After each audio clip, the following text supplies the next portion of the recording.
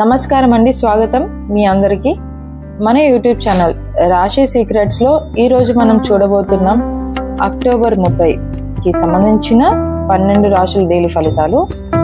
మీ రాశిలో జరిగే career, money, love, health మరియు పరిహారాల గురించి స్పష్టంగా చెప్తాం.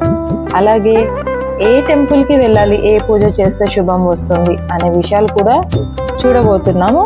సో ఈ వీడియో ఎండ్ వరకు చూడండి. మీ రాశిని కామెంట్ సెక్షన్ లో మెన్షన్ చేయండి. మరి స్టార్ట్ చేద్దామా ఈ రోజు యొక్క రాశి ఫలాలని? ముందుగా మేషరాశి నుండి ప్రారంభిద్దాము. మేషరాశి వాళ్ళకి ఈరోజు కుజుడు మీ అధిపతిగా ఉంటారు. ఎనర్జీ మరియు లీడర్షిప్ ని పెంచుతారు. మార్నింగ్ లో టాస్క్స్ చాలా ఫాస్ట్ గా నడవచ్చు, కానీ రియాక్షన్స్ మాత్రం స్లోగా ఉండాలి. మీరు అస్సలు ఫాస్ట్ గా ఉండకూడదు. కెరియర్ అండ్ వర్క్ లో వచ్చేసరికి ఆఫీస్ లో కొత్త ఆపర్చునిటీస్ వస్తాయి. మీటింగ్, ప్రజెంటేషన్ లేదా న్యూ క్లయింట్స్ అప్రోచ్ అవుతారు. దీనిలో కోఆర్డినేషన్ చాలా ఇంపార్టెంట్.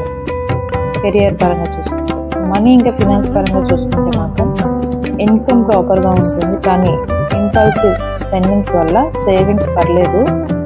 బట్ లార్జ్ పర్చేస్ మీద కాషన్ తీసుకోండి చాలా. 11 ఫ్యామిలీకి వచ్చేసరికి పార్ట్నర్స్ తో చిన్న మిస్అండర్స్టాండింగ్ అవ్వచ్చు, బట్ క్లియర్ కమ్యూనికేషన్స్ తో ఇది సెటిల్ చేసుకోవచ్చు. ఫ్యామిలీలో ఎల్డర్స్ నుంచి సపోర్ట్ వస్తుంది. హెల్త్ వచ్చేసరికి హెడేక్ లేదా హీట్ రిలేటెడ్ ఇష్యూ జరగవచ్చు. వాటర్ తాగండి, రెస్ట్ కూడా తీసుకోండి. పరిహారం వచ్చేసరికి మామూలుగా ట్యూస్డే రోజున హనుమాన్ టెంపుల్కి వెళ్ళడం అనేది దర్శనం చేసుకోండి, చాలా ఇంపార్టెంట్. మీరు రెడ్ ఫ్లవర్, సింధూర్ డొనేట్ చేయడం చాలా శుభకరం.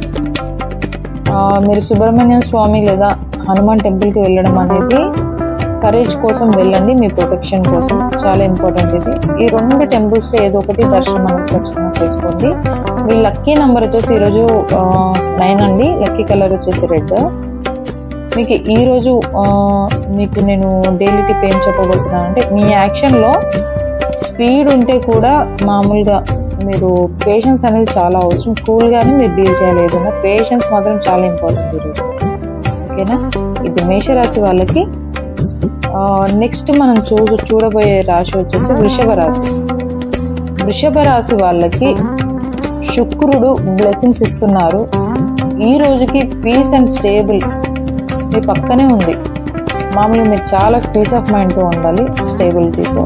వర్క్ వచ్చేసరికి వర్క్లో స్లోగా స్టార్ట్ అవుతుంది, కానీ ఆఫ్టర్నూన్ నుంచి మాత్రం ఫ్లో బెటర్ అవ్వచ్చు. క్రియేటివ్ టాస్క్స్ మీద ఫోకస్ చేసి చాలా మంచి ఫలితాలు ఉంటుంది. మనీ అండ్ ఫినాన్స్ వచ్చేసరికి ఇన్కమ్ స్టేబుల్గా ఉంటుంది.